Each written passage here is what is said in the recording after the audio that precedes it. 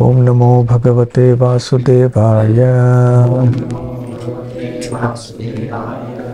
ओम नमो भगवते वासुदेवाय। ओम नमो भगवते वासुदेवाय। नारायणं नमस्कृत्य नरं चैव नरोत्तमं देवीं सरस्वतीं व्यासं ततो जयमुदीरयेत्। नष्टप्रायेषु भद्रेषु नित्यं भागवत सेवया भगवत्युत्तमश्लोके भक्तिर्भवति नैष्ठिकी। ग्रंथराज श्रीमद्भागवतम 5वां अध्याय स्कंद 4था अध्याय श्री भगवान ऋषभदेव के लक्षण श्लोक संख्या 3। ये गद्य में है या पद्य में है?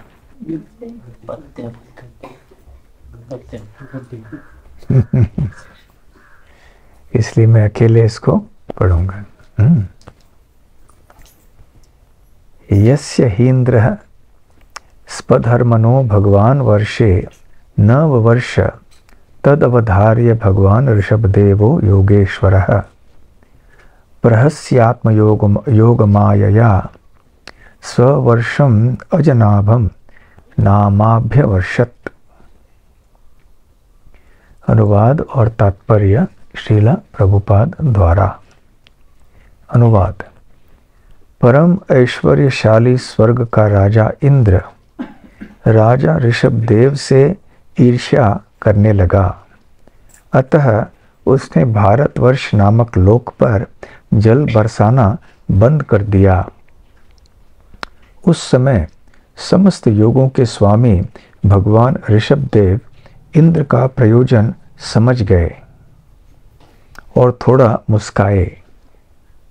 तब अपने शौर्य तथा योग माया से अजनाभ नाम से विख्यात अपने देश में अत्यधिक वर्षा की। तात्पर्य। इस श्लोक में भगवान शब्द 2 बार प्रयुक्त हुआ है। इंद्र तथा भगवान के अवतार ऋषभदेव, इन दोनों को भगवान कहा गया है। कभी कभी नारद तथा ब्रह्मा भी भगवान कहकर संबोधित किए जाते हैं। भगवान का शाब्दिक अर्थ है ब्रह्मा, शिव, नारद अथवा इंद्र के समान अत्यंत ऐश्वर्यवान एवं शक्तिशाली व्यक्ति। अपने अद्वितीय वैभव के कारण ये सभी भगवान कहे जाते हैं। राजा ऋषभदेव भगवान के अवतार थे, अतः वे आदि भगवान थे। फलस्वरूप उन्हें योगेश्वर कहा गया है, जिसका अर्थ यह है कि उनमें अत्यंत दिव्य शक्ति थी। वे वर्षा के लिए इंद्र पर आश्रित न थे। वे स्वयं जल की पूर्ति कर सकते थे और उन्होंने ऐसा किया भी। भगवद गीता में उल्लेख हुआ है कि यज्ञात् भवति पर्जन्यः, यज्ञ करने से आकाश में वर्षा के मेघ दिखाई पड़ते हैं। यद्यपि मेघ तथा वर्षा स्वर्ग के राजा इंद्र के अधीन है, किंतु यदि वह वर्षा नहीं करता तो यज्ञ अथवा यज्ञपति श्री भगवान यह कार्य अपने हाथों में ले लेते हैं। इसलिए अजनाब देश में प्रचुर वर्षा हुई। यदि यज्ञपति चाहे तो अपने सहायक की सहायता के बिना भी कोई कार्य कर सकते हैं। इसीलिए भगवान सर्वशक्तिमान हैं। इस कलयुग में अनंत अनावृष्ट वर्षा का अभाव होगी। अनावृष्टि। इस कलयुग में अनंतः अनावृष्टि होगी, क्योंकि सामान्य जनता अपनी अविद्या तथा याज्ञिक सामग्री के अभाव के कारण यज्ञ की उपेक्षा करेगी। अतः श्रीमद् भागवत का उपदेश है, यज्ञ ही संकीर्तन प्राये यजन्ति ही सुमेधसः। वास्तव में यज्ञ का प्रयोजन श्री भगवान को प्रसन्न करना है। यद्यपि इस कलयुग में अभाव तथा अज्ञानता का बोलबाला है, किंतु तो भी मनुष्य संकीर्तन यज्ञ तो कर ही सकता है। प्रत्येक परिवार को चाहिए कि प्रति संध्या समय संकीर्तन यज्ञ करे। इस प्रकार से वर्षा का अभाव नहीं रहेगा। भौतिक रूप से सुखी तथा मानसिक रूप से उन्नत होने के लिए अनिवार्य है कि इस युग में संकीर्तन यज्ञ किया जाए।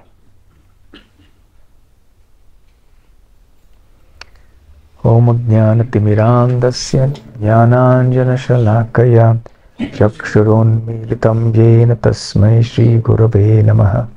श्रीचैतन्यमनोभीष्टं स्थापितं येन भूतले स्वयं रूप कदा मह्यं ददाति स्वपदान्तिकम्। वन्देऽहं श्रीगुरो श्रीयुतपदकमलं श्रीगुरून् वैष्णवांश्च श्रीरूपं साग्रजातं सहगण रघुनाथान्वितं तं सजीवं साद्वैतं सावधूतं परिजनसहितं कृष्णचैतन्यदेवं श्रीराधाकृष्णपादां सहगण ललिता श्रीविशाखान्वितांश्च। नमो ओं विष्णुपादाय कृष्णप्रेष्ठाय भूतले श्रीमते भक्तिवेदांत स्वामिनेति नामिने। नमस्ते सारस्वते देवे गौरवाणी प्रचारिणे निर्विशेष शून्यवादी पाश्चात्य देश तारिणे। मूकं करोति वाचालं पंगुं लंघायते गिरिं यत्कृपातमहं वन्दे श्रीगुरून् दीनतारिणम्। वाञ्छाकल्पतरुभ्यश्च कृपा सिन्धुभ्य एव च पतितानां पावनेभ्यो वैष्णवेभ्यो नमो नमः। नमो महावदान्याय कृष्णप्रेमप्रदायते कृष्णाय कृष्णचैतन्य नामने गौरत्विषे नमः। पंचतत्वात्मकं कृष्णं भक्तरूपस्वरूपकं भक्तावतारं भक्ताख्यं नमामि भक्तशक्तिकम्। आराध्यो भगवान् व्रजेशतनयस्तद्धाम वृन्दावनम्। रम्या काचिदुपासना व्रजवधू वर्गेण या कल्पिता। श्रीमद्भागवतं प्रमाणममलं प्रेमापुमर्थो महान्। श्रीचैतन्यमहाप्रभोर्मतमिदं तत्तादरः न परः। हे कृष्ण करुणा सिन्धो दीनबन्धो जगत्पते गोपेश गोपिकान्त राधाकान्त नमोस्तुते। तप्त कांचन गौरांगी राधे वृंदावनेश्वरी वृषभानुसुते देवी प्रणमामि हरिप्रिये। जय श्री कृष्ण चैतन्य प्रभु नित्यानंद श्री अद्वैत गदाधर श्रीवासादि गौर भक्त वृंद। हरे कृष्णा कृष्णा कृष्णा हरे हरे हरे राम राम राम हरे हरे। हरे कृष्णा।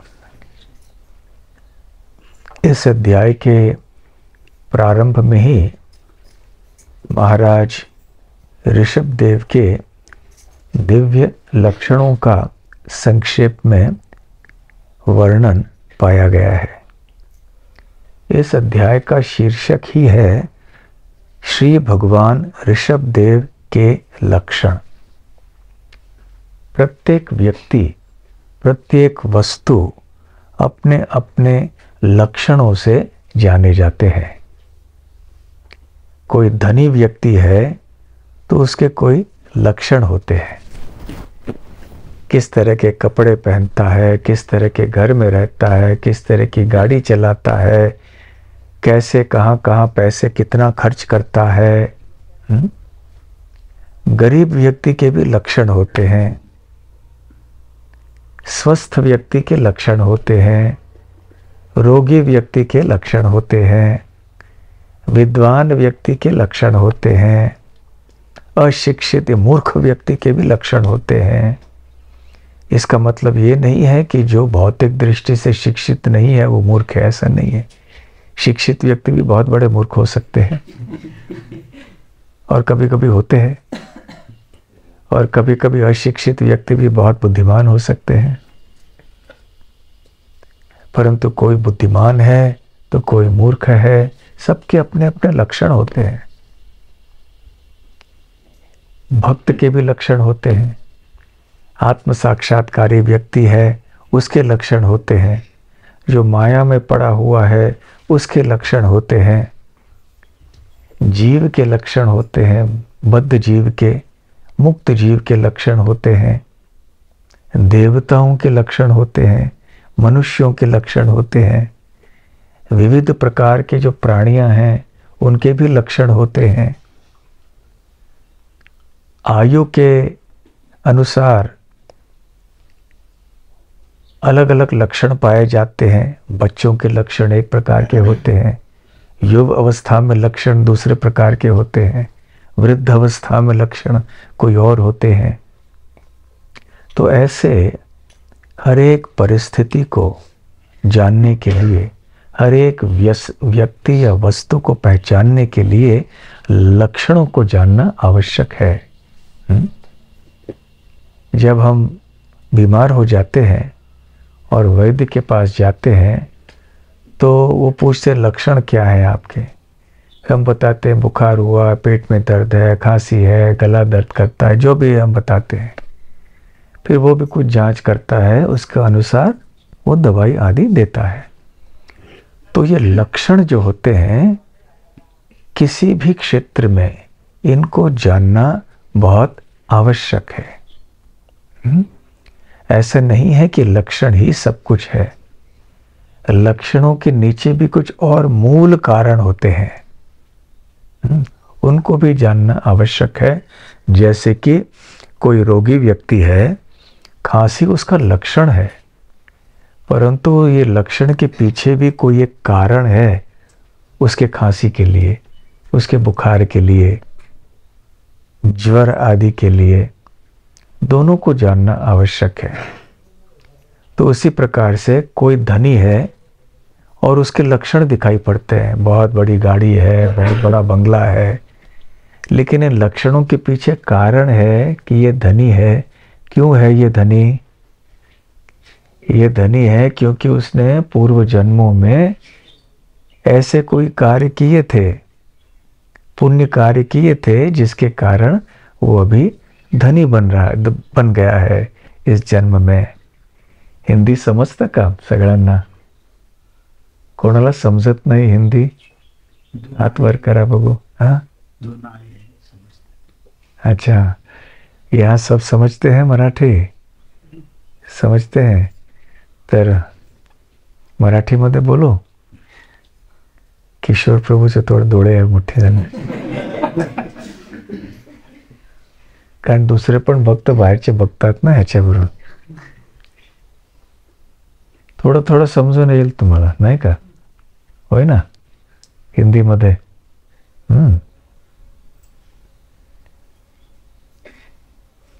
तो हर चीज के लक्षण अच्छे होते हैं।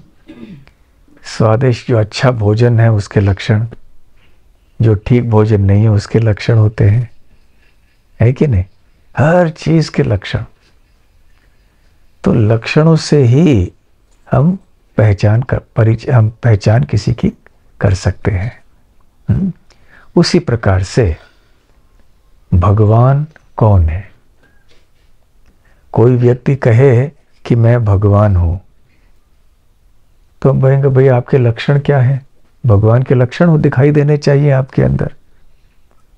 कोई व्यक्ति यदि कहे मैं बहुत धनी हूँ, आप कहेंगे कि जेब में कितने पैसे हैं, बोलेगा नहीं है, पैसे नहीं है। बैंक में कितने पैसे हैं, नहीं है। घर में कितने हैं, नहीं है। जमीन संपत्ति कितनी है, नहीं है। तो धनी कहाँ से हो गए आप? जब धनी व्यक्ति के लक्षण आप दिखा नहीं पा रहे हैं तो फिर धनी कहाँ से हो गए आप? तो उसी प्रकार से जो लोग अपने आप को भगवान घोषित करते हैं, और दुर्भाग्यवश भारत में ऐसे कई लोग हैं, तो उनको चाहिए कि वो भगवान के लक्षण दिखाएं। और भी बड़े दुर्भाग्य की बात है कि इन व्यक्तियों को प्रोत्साहन देने के लिए, उनको भगवान की मान्यता देने के लिए कई लोग और हैं जो मासूम लोग हैं, अज्ञानी हैं, भोले भाले हैं। किसी ने थोड़े बहुत इधर उधर कुछ चमत्कार छोटे मोटे दिखा दिए तो उस व्यक्ति को भगवान मानने शुरू कर देते हैं। कोई पानी पे चलने लगा, कोई हवा में थोड़ा उड़ गया, किसने थोड़ा सोना यहाँ विभूति कुछ तैयार कर दी, तो उसको भगवान बोलने लगते हैं कि उनको भगवान के लक्षण क्या है नहीं पता है। जैसे समझ लीजिए कि बहुत गरीब लोग बैठे हुए हैं, तो बहुत सारे गरीब, उनके पास 10 पैसे भी नहीं है, किसी के पास 15 पैसे, किसी के पास 1 रुपया 2 रुपया, इस ज़्यादा से ज़्यादा इतना ही। किसी के पास वहाँ 1000 रुपये आ जाए, वो तो उनकी तुलना में तो करोड़पति हो गया ना। और ये तो धनी व्यक्ति है, वो कहेंगे इसके पास 1000 रुपया है, हम लोगों के पास 10 पैसा 20 पैसा 1 रुपया, इसके पास 1000 रुपया है, तो उसको वो धनी मानते हैं। परंतु क्या 1000 रुपया जिसके पास है उसको हम लोग क्या धनी मानते हैं? हम किसको धनी मानेंगे? जिसके पास करोड़ों रुपए है। क्योंकि हमने धनी लोगों को देखा है, भले हम धनी न भी हों, लेकिन हमने धनी लोगों को देखा है। उनके कितने बड़े बड़े बंगले होते हैं, बड़े बड़े गाड़ियां होती हैं, कैसे ठाठ से जीते हैं। हमको थोड़ा अनुमान है, थोड़ा ज्ञान है। इसलिए किसी ने 1000 रुपये 500 रुपये दिखाया तो हम ये नहीं कहते कि बहुत धनी है। परंतु जिन्होंने धनी व्यक्ति को देखा नहीं, जाना नहीं, उनको पता नहीं कि धनी व्यक्ति कौन है, यदि 500-1000 रुपये वाले आदमी को वो धनी बोल देंगे। उसी प्रकार से क्योंकि जनसाधारण में ये ज्ञान नहीं है कि भगवान कौन है, भगवान के वास्तव में लक्षण क्या होते हैं, उनको पता ही नहीं है।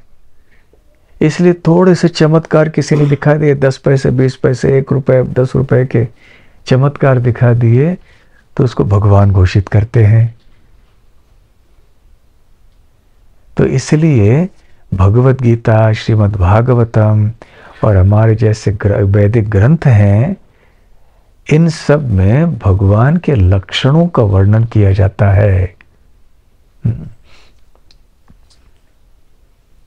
यदि कोई अपने आप को भगवान कह के घोषणा करता है, तो ऐसे कौन से लक्षण उसमें दिखाई देने चाहिए जिससे कि हम मान सकते हैं कि ये भगवान है? तो आप बताइए कि भगवान के मुख्य लक्षण कौन से होने चाहिए भगवत गीता, श्रीमद् भागवतम के अनुसार? हाँ, पहले तो उनका 6 ऐश्वर्य होना चाहिए। पहले तो उनके 6 ऐश्वर्य होने चाहिए। उसके पहले महाराज उसके हाथ में सब चिन्ह होते हैं, चिन्ह होने चाहिए। उनके कर कमलों में, हथेली में होने चाहिए, और चरण कमलों के तलवों में होने चाहिए, जैसे कि यहाँ पर पिछले श्लोकों में बताया गया है। साथ साथ शारीरिक चिन्ह भी दिखाई देने चाहिए। भगवान के शरीर के अंदर भी ऐसे चिन्ह होते हैं जिससे हम कह सकते हैं कि ये भगवान है। तो ये सारे शारीरिक चिन्ह दिखाई देने चाहिए, पहली बात। और यदि ऐसे चिन्ह नहीं हैं तो उनको हम भगवान नहीं मान सकते। तो उसे कहना चाहिए कृपया आपके चरण कमलों के तलवे दिखाइए, उसमें अंकुश है, कमल पुष्प है, वज्र है, ये सारे चिन्ह नहीं दिखाई पड़ते तो फिर आपको भगवान नहीं मान सकते। कई सारे ऐसे चिन्ह हैं जिनका वर्णन भी शास्त्रों में पाया जाता है। तो ये पहला लक्षण है, न केवल इन चिन्हों के लेकिन शरीर के जो आकृति है, उसके जो प्रमाण है अलग अलग अवयवों के, इन चिन्हों का भी उल्लेख शास्त्रों में पाया जाता है। दूसरा लक्षण क्या है? विश्व रूप दिखाने की क्षमता होनी चाहिए। जैसे कि श्री कृष्ण ने अर्जुन को युद्ध भूमि पर दिखाया था कुरुक्षेत्र में, श्री कृष्ण ने एक संक्षिप्त विश्व रूप भी कुरुओं की सभा में हस्तिनापुर में दुर्योधन आदि को दिखाया था, परंतु वो पूर्ण विश्व रूप नहीं था, संक्षिप्त विश्व रूप था। तो भगवान यदि कोई है तो विश्व रूप दिखाने की क्षमता होनी चाहिए। एक बार जब श्रील प्रभुपाद जी अमेरिका में थे, एक विश्वविद्यालय में गए थे, तो वहाँ वो बता रहे थे, कुछ प्रवचन दे रहे थे। तो एक नव युवक था, थोड़े नशे में था, तो उसने कहा मैं भगवान हूँ, क्योंकि प्रभुपाद जी भगवान के बारे में बात कर रहे थे। तो उन्होंने कहा कि मैं भगवान हूँ। अच्छा, तो प्रभुपाद ने कहा अपना विश्व रूप दिखाइए, क्योंकि विश्व रूप का वर्णन प्रभुपाद जी कर चुके थे। तो वो ऊंचे अपने हाथ को ऊंचे करके देखा, देखो ये विश्व रूप है। तो जो भक्त थे वहां पे वो सब हंसने लग गए। तो ऐसी मूर्खता से क्या उपयोग? ये विश्व रूप है वो 5, 5.5, 6 फुट का आदमी, और फिर वो ऐसे हाथ करके विश्व रूप कहता है ना। कितने अज्ञानी, कितने अहंकारी, कितने मूर्ख लोग होते हैं। विश्व रूप होना है तो वामन देव ने जैसे अपने शरीर, दिव्य शरीर को बड़ा किया, संपूर्ण ब्रह्मांड को नाप लिया उन्होंने, फिर हम कह सकते हैं ये भगवान है ना। तो ये दूसरा लक्षण है कि विश्व रूप दिखाने की क्षमता होनी चाहिए। तीसरा लक्षण, कार्य दिव्य होना चाहिए। कार्य दिव्य और अद्भुत होना चाहिए। दिव्य कार्य का क्या मतलब है? और ऐसे कोई अद्भुत कार्य कर दिखाने चाहिए जो कि किसी मनुष्य के लिए संभव नहीं है। अभी जितने भी भगवान के भिन्न भिन्न अवतार हुए हैं, उन्होंने ऐसे कौन से अद्भुत कार्य कर दिखाए हैं जिससे कि हम मान सकते हैं कि वो भगवान है। ऐसे कार्य जो कि मनुष्यों के लिए संभव नहीं है। आप कोई उदाहरण दीजिए। गोवर्धन लीला, उन्होंने गोवर्धन पर्वत को धारण कर दिया। तो गोवर्धन पर्वत को धारण करना ये कोई मनुष्य की बात नहीं है।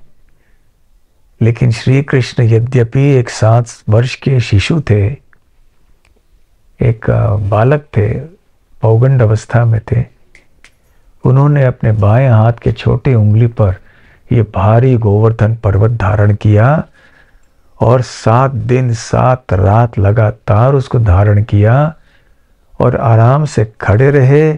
स्मित हास्य उनके मुखारविंद पे दिखाई देता था। हम लोग कोई भारी वस्तु उठाते हैं तो मुख में विकार आने लगता है, पसीना छूट जाता है, हम हंसते हंसते उठाते नहीं है कोई। परंतु श्री कृष्ण के मुखारविंद पर हल्की मुस्कान भी थी 7 दिन 7 रात। और कोई उदाहरण अद्भुत कार्यों के भगवान के? वामन देव ने क्या किया?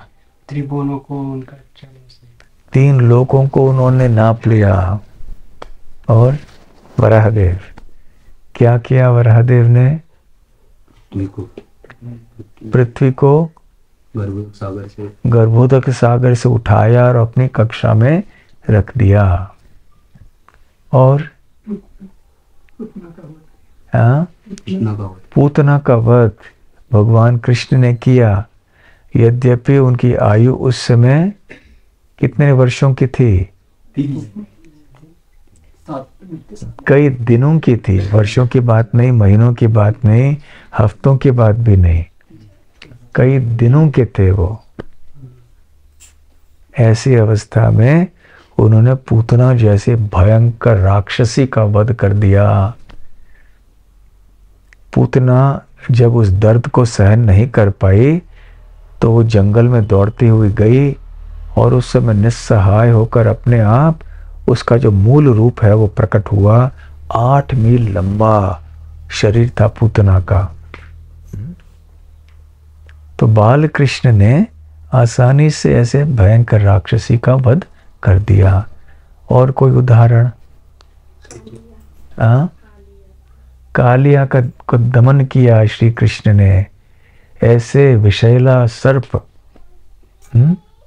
जिसने सारे यमुना को प्रदूषित किया था। इतना प्रदूषण था कि वहां की जो मछलियां थी उनकी बात तो दूर है, वो तो मर ही गए थे, परंतु जो आसमान में उड़ने वाले पंछियां हैं वो जब इस स्थान के ऊपर से उड़ के जाती थी तो उस विष के वाफ के कारण वो भी मर के गिर जाती थी। और इतना शक्तिशाली था वो कालिया।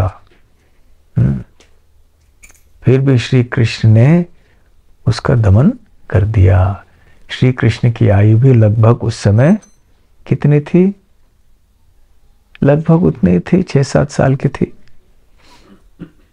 तो ऐसे भगवान ने जब विविध अवतार लिए हैं, अन्य अवतारों की बात और सुनाइए।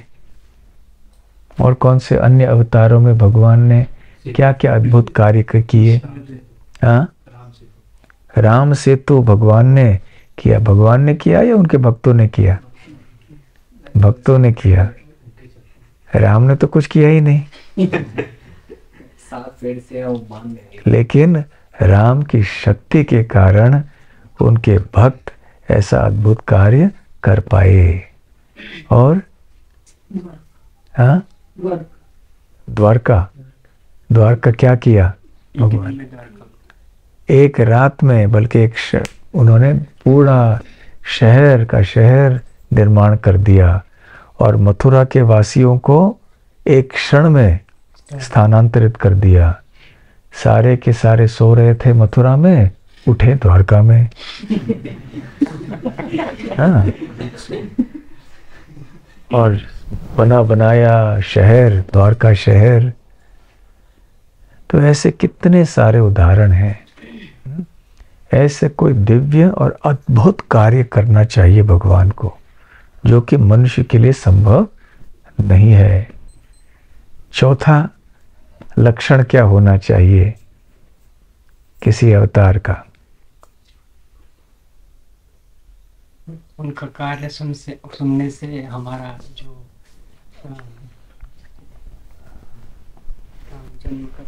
उनका जन्म और कर्म दिव्य रहना चाहिए और उनको सुनना। लेकिन अभी जब कोई कहेगा मैं अवतार हूँ तो हमारे पास इतना समय नहीं है ना कि उनकी कथाओं को सुनना, उन्होंने कौन सी लीला की जानना, फिर हमारा हृदय शुद्ध हुआ कि नहीं परीक्षा करना। ये बात सही है कि ये प्रमाण ये भी है कि भगवान की लीलाओं के बारे में, उनके कार्यकलापों के बारे में सुन के हमारा हृदय पवित्र हो जाना चाहिए। और यदि उनके कार्यों को सुन के हमारे हृदय के अंदर भौतिक इच्छाएं बढ़ गई तो फिर वो भगवान नहीं है। हाँ, हमें भी सही व्यक्ति से सुनना चाहिए, सही तरह से सुनना चाहिए, पर्याप्त मात्रा में सुनना चाहिए, ये सारी चीजें भी हैं। परंतु चौथा लक्षण ये है कि उनके बारे में शास्त्रों में वर्णन होना चाहिए। बाद में कि पहले? पहले से भविष्यवाणी हुई होनी चाहिए कि ऐसे ऐसे वो अवतार होंगे, इनकी माता का नाम ऐसे होगा, पिता का नाम ऐसे होगा, जन्म स्थान ऐसे होगा, इस समय वो प्रकट होंगे, इस तरह के कार्य करेंगे। तो उनके बारे में पहले से शास्त्रों में वर्णन हुआ होना चाहिए। कम से कम ये 4 लक्षण तो होने चाहिए। और भी हैं, जैसे दिव्य लीला करते हैं तो उनकी लीलाओं को सुनकर हम भी शुद्ध भक्त बन जाते हैं इत्यादि। तो महाराज ऋषभ देव के थे ऐसे लक्षण। बचपन से, जैसे पिछले श्लोकों में बताया गया है, जन्म से ही महाराज नाभि के पुत्र अर्थात ऋषभ देव में श्री भगवान के लक्षण प्रकट थे, यथा चरण तल के चिन्ह, ध्वज, वज्र आदि। यह पुत्र सबों के साथ समभाव रखने वाला और परम शांत था। यह अपनी इंद्रियों तथा मन को वश में कर सकता था और परम ऐश्वर्यवान होने के कारण भौतिक सुख का कामी नहीं था। इन समस्त गुणों से संपन्न होने कारण महाराज नाभि का पुत्र अनुदिन शक्तिशाली बनता गया।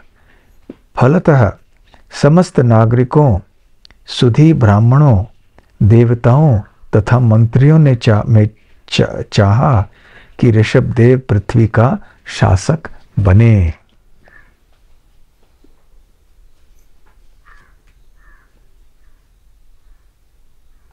जब महाराज नाभि के पुत्र प्रकट हुआ तो उसमें महाकवियों द्वारा वर्णित समस्त उत्तम गुण दिखाई पड़े, यथा ईश्वर के लक्षण से युक्त सुगठित शरीर, शौर्य, बल, सुंदरता, नाम, यश, प्रभाव तथा उत्साह। जब उसके पिता ने इन समस्त गुणों को देखा तो उसे मनुष्यों में श्रेष्ठतम अथवा सर्वश्रेष्ठ व्यक्ति मानकर उसका नाम ऋषभ रख दिया। ऋषभ शब्द का अर्थ क्या है इस श्लोक के अनुसार? सर्वश्रेष्ठ, सबसे श्रेष्ठ अर्थात ऋषभ। वृषभ नहीं, वृषभ अर्थात बैल, वृषभ, लेकिन ऋषभ अर्थात सर्वश्रेष्ठ।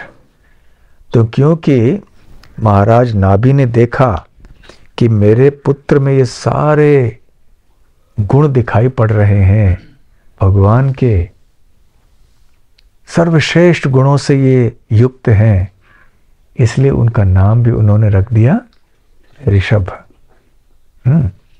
इसलिए ऐसा नहीं है कि बिना कारण हम किसी को भगवान कह के संबोधित करते हैं, भावुकता के कारण, अज्ञान के कारण। तो भगवान ऋषभ देव ने जब ये देखा कि इंद्रदेव ने वर्षा बंद कर दी, तो ऋषभ देव ने अपनी शक्ति का प्रयोग किया। और अभी जो राधा कुंज बिहारी प्रभु ने कहा कि भगवान के अंदर 6 लक्षण होने चाहिए, ये 6 लक्षण कौन से हैं? ऐश्वर्य, ज्ञान, वैराग्य, बल, सुंदरता, वैराग्य हो गया, ज्ञान, यश। तो 6 लक्षण थोड़ी मात्रा में हो तो वो भगवान है, नहीं? फिर कितनी मात्रा में? पूर्ण मात्रा। पूर्ण मात्रा में अर्थात क्या? पूर्ण की परिभाषा क्या है?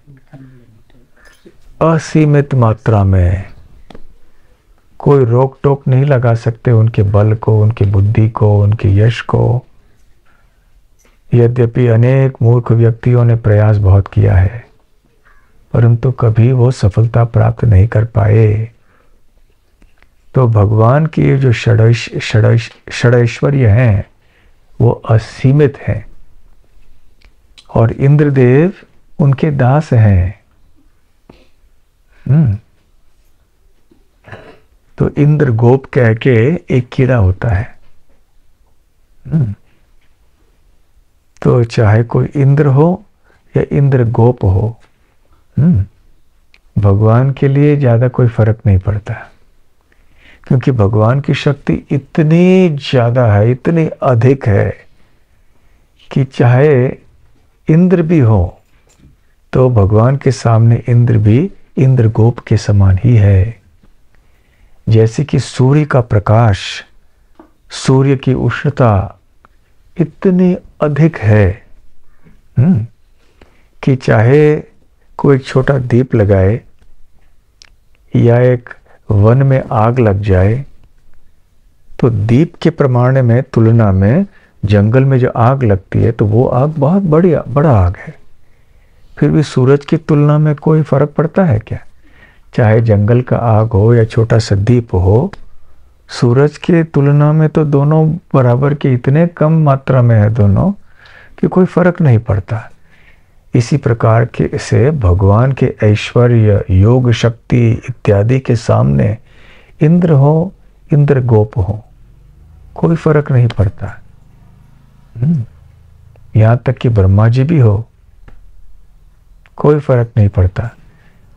ये है भगवान जिनके शक्ति का, ऐश्वर्य का, ज्ञान का, बल का, यश का, वैराग्य का कोई वर्णन नहीं कर सकता पर्याप्त मात्रा में।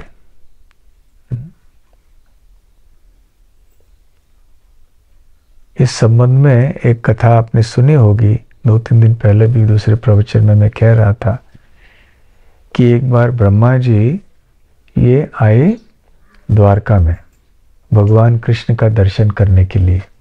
उनको कुछ पूछना था, तो द्वारका के भगवान के निवास स्थान के द्वारपाल भगवान के पास आए कि एक व्यक्ति आए हैं आपको मिलने के लिए, वो कहते उनका नाम ब्रह्मा है, तो वो आपसे मिलना चाहते हैं। तो भगवान कृष्ण ने द्वारपाल से कहा कि उनसे पूछो कौन से ब्रह्मा आए हैं।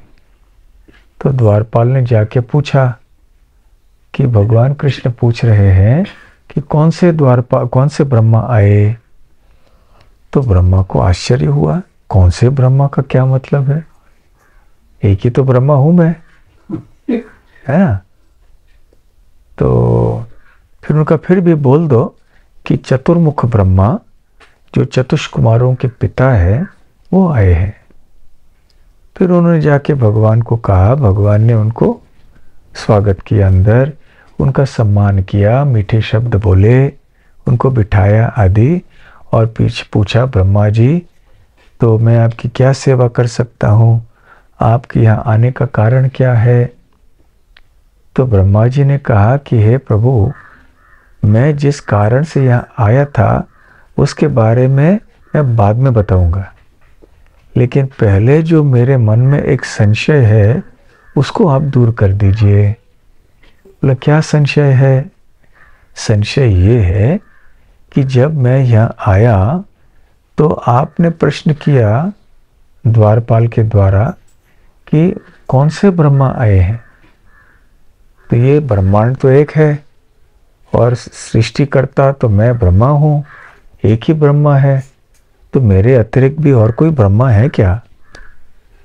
तो उधर ब्रह्मा जी ने क्या, भगवान ने क्या किया, उन्होंने एक क्षण के लिए ध्यान किया और तत्क्षण उसी समय लाखों लाखों करोड़ों करोड़ों ब्रह्मा वहां उपस्थित हो गए।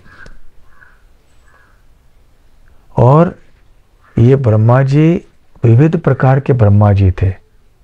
हमारे चतुर्मुख, हमारे ब्रह्मा के 4 मुख हैं, इसलिए वो चतुर्मुख ब्रह्मा कहलाते हैं। परंतु ये जो सारे ब्रह्मा जी आए, इनके किसी के 10 सर, किसी के 20, किसी के 100, 1000, 10,000, 1 लाख, 1 करोड़, 10 करोड़, ऐसे सर वाले ब्रह्मा आए वहां पे। और इतना ही नहीं, सारे शिव जी भी आए। किसी के भी 5 मुख, किसी के 100 मुख, किसी के 1000 मुख, किसी के 1,00,000 मुख। और इंद्र भी आए विविध प्रकार के, क्योंकि अनंत कोटि ब्रह्मांड हैं इस भौतिक सृष्टि में। और हर एक ब्रह्मांड के भीतर एक ब्रह्मा जी हैं, एक शिव जी हैं, इंद्रदेव हैं। तो जितने भी ब्रह्मांड थे, उन सारे के सारे ब्रह्मा जी, शिव जी, इंद्रदेव, सबको भगवान कृष्ण ने बुलाया और वो सब वहां पर प्रकट हुए। परंतु ये सारे बड़े बड़े ब्रह्मा, बड़े बड़े शिव, बड़े बड़े इंद्र थे। तो हमारे चतुर्मुख ब्रह्मा जी देख के आश्चर्यचकित हो गए।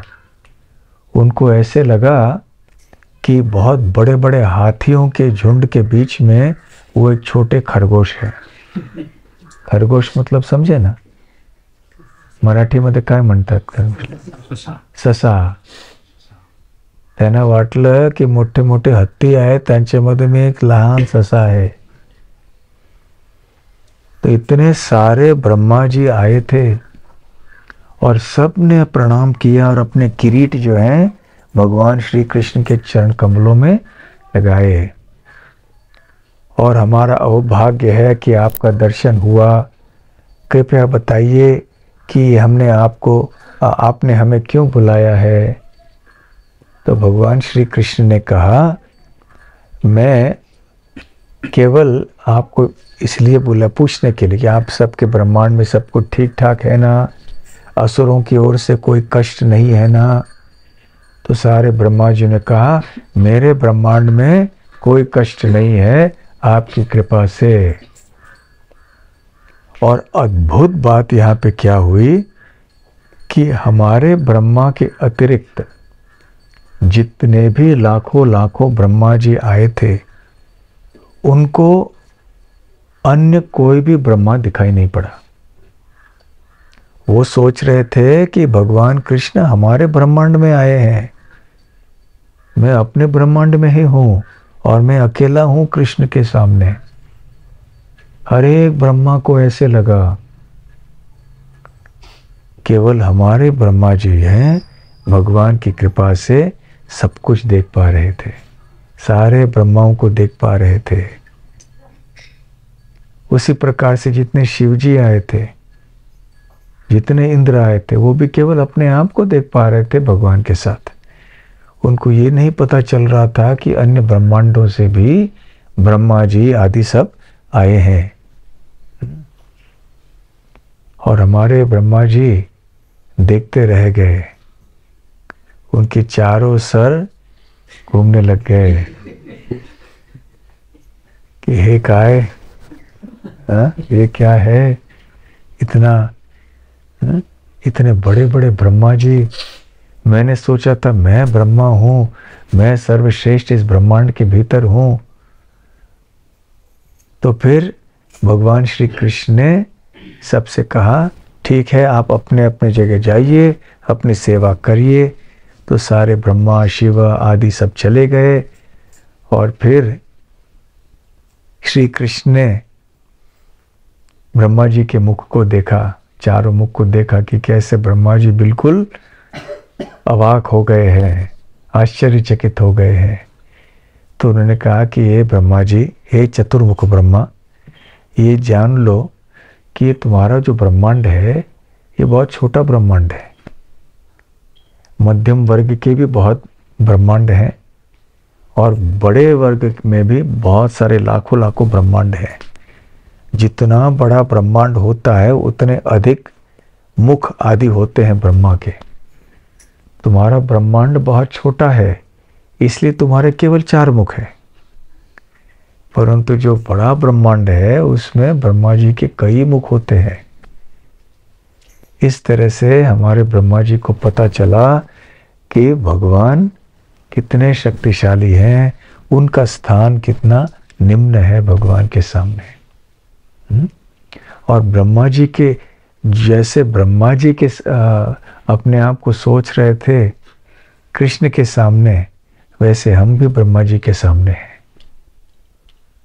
ब्रह्मा जी की इतनी बुद्धि, इतनी शक्ति, इसका हम अनुमान नहीं लगा सकते। और ब्रह्मा जी भगवान की शक्ति आदि का अनुमान नहीं लगा सकते। तो इसलिए हमें अभी कोई घमंड होने की आवश्यकता नहीं है। जब ब्रह्मा जी भी समझ गए कि अब भगवान को समझना भी मेरे बस की बात नहीं है, तो ये है भगवान। ऐसे नहीं, प्रभुपाद जी बोला करते थे कि ऐसे भारत में जगह जगह हम भगवान के अवतार देखते हैं, तथाकथित भगवान के अवतार देखते हैं, और थोड़ा सा दांतों में दर्द होता है तो डॉक्टर के पास भागते हैं। ये किस तरह का अवतार है जो अपने दांतों के दर्द को भी ठीक नहीं कर सकता है? तो इसलिए भगवान का स्थान ये है, भगवान के लक्षण ये है। तो कोई व्यक्ति यदि भगवान के सामने जाके अपने शक्ति का प्रदर्शन करने का प्रयास करे, अज्ञान से, ईर्ष्या से या किसी भी भाव से, तो भगवान फिर उसको ठीक अपने सही स्थान पर रख देते हैं। ब्रह्म विमोहन लीला में ऐसे हुआ, इंद्रदेव के साथ गोवर्धन लीला में ऐसे हुआ। तो ऐसे बहुत सारे उदाहरण हैं। तो यहां पर इंद्रदेव ऋषभदेव महाराज से ईर्ष्या करने लगे। तो देखिए, इंद्रदेव कोई साधारण व्यक्ति नहीं है, देवताओं के राजा हैं। देवलोक का निवासी भी श्रेष्ठ होता है मनुष्यों की तुलना में, और वो उनके भी राजा है। इसलिए इंद्रदेव का पद बहुत ऊंचा है, बहुत योग्य पुण्यवान व्यक्ति हैं, वो भी भगवान के भक्त हैं। फिर भी ये ईर्ष्या ऐसी चीज होती है जो भक्तों के हृदय में भी कभी कभी आ जाती है। शुद्ध, पूरी तरह से जो शुद्ध भक्त हैं उनके अंदर तो लेश मात्र भी ईर्ष्या नहीं दिखाई पड़ती। श्रीमद् भागवतम का दूसरा श्लोक कौन सा है? धर्म प्रोजित कैतवोत्र परमो निर्मत्सराणाम सताम। इसका क्या अर्थ है? निर्मत्सराणाम सताम, मत्सर रहित, द्वेष रहित। हाँ, तो मतलब तो यहाँ निर्मत्सराणाम सतम में क्या, इसका क्या क्यों रखा, क्या अर्थ क्या है इसको श्लोक के अंदर?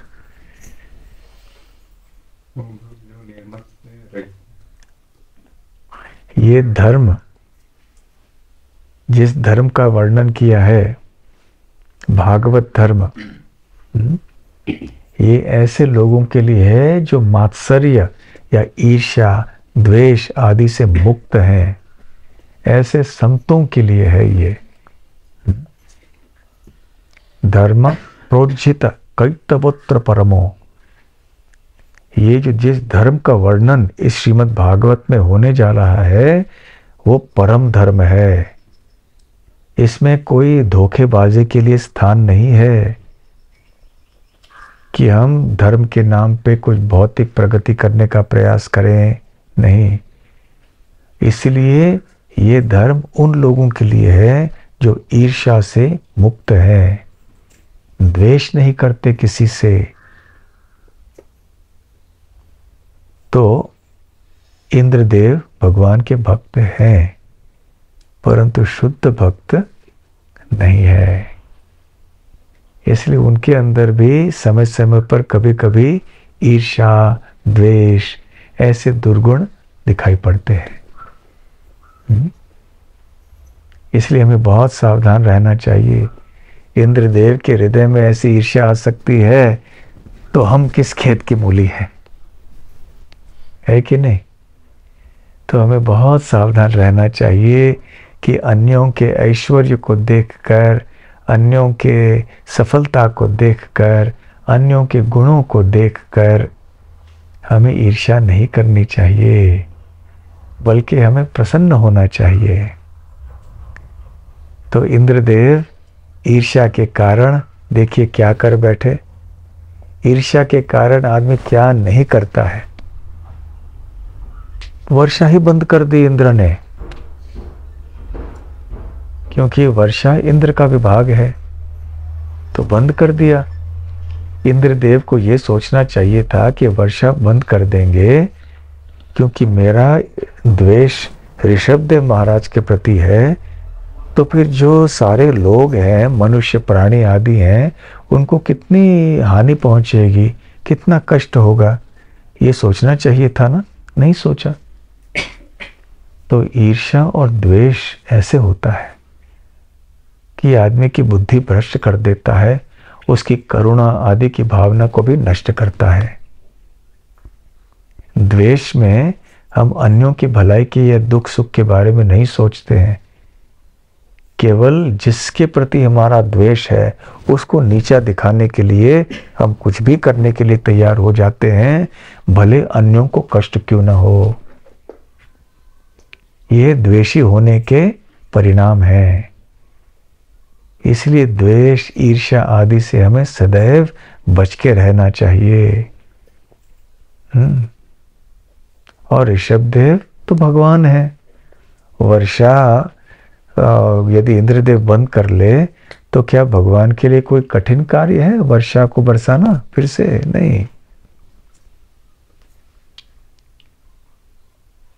तो जैसे इंद्रदेव ने वर्षा बंद की, ऋषभदेव महाराज ने अपने शक्ति से वर्षा खूब बरसाई, तो प्रजा को बिल्कुल कष्ट नहीं हुआ। श्रील प्रभुपाद जी यहां बतलाते हैं कि भगवद गीता में उल्लेख हुआ है कि यज्ञान भवति पर्जन्यः। पर्जन्य अर्थात बारिश। तो बारिश कहाँ से आता है? यज्ञ करने से। तो यदि इंद्रदेव किसी कारण से वर्षा नहीं भी दे, यदि सारे लोग यज्ञपति विष्णु या कृष्ण को संतुष्ट करने के लिए यज्ञ करें, तो फिर भगवान यज्ञपति श्री कृष्ण वर्षा प्रदान करेंगे, भले इंद्रदेव न भी करते हों। और प्रभुपाद जी अंत में तात्पर्य में कहते हैं कि इस कलयुग में सर्वोत्तम यज्ञ कौन सा है? हरिनाम संकीर्तन। इसलिए एक बहुत महत्वपूर्ण आदेश सबके लिए प्रभुपाद जी दे रहे हैं। वो कहते हैं कि हर एक घर में प्रति संध्या के समय, सायंकाल में, शाम के समय संकीर्तन होना चाहिए। तब वर्षा की कमी नहीं होगी, सब कुछ संतुलित रहेगा, पर्याप्त मात्रा में निसर्ग या प्रकृति के द्वारा जो भी हमें आवश्यक वस्तुएं हैं वो सब प्राप्त हो जाएंगी। परंतु व्यक्तियों को क्या करना चाहिए? यज्ञ करना चाहिए। कौन सा यज्ञ? संकीर्तन यज्ञ। ये करने से भले इंद्रदेव कुछ करे न करे, परंतु इंद्रदेव के भी ऊपर यज्ञपति भगवान है।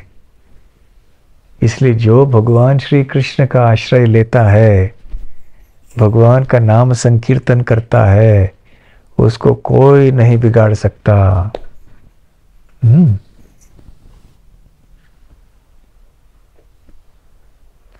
जाको राखे साइया, मार सके ना कोई। जिनकी रक्षा भगवान कर रहे हैं उनको कोई हानि नहीं पहुंचा सकता है।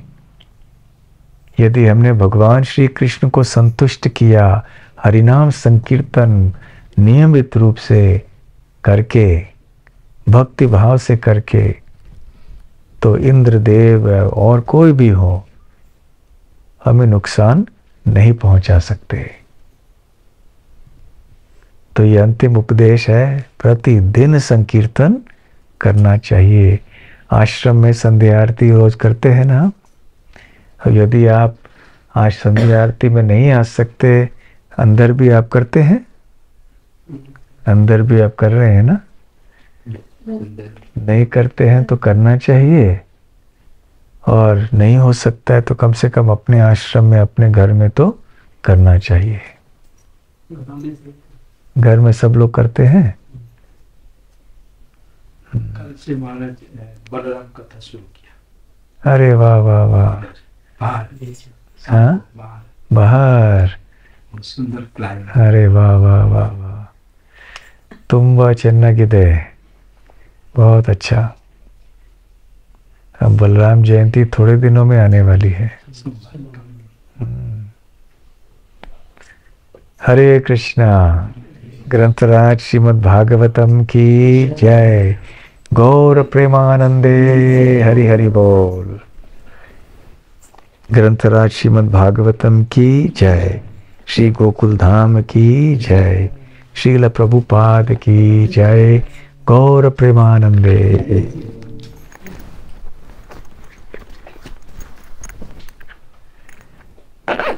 तो अभी कोई अपने आप को भगवान नहीं बोलेंगे ना?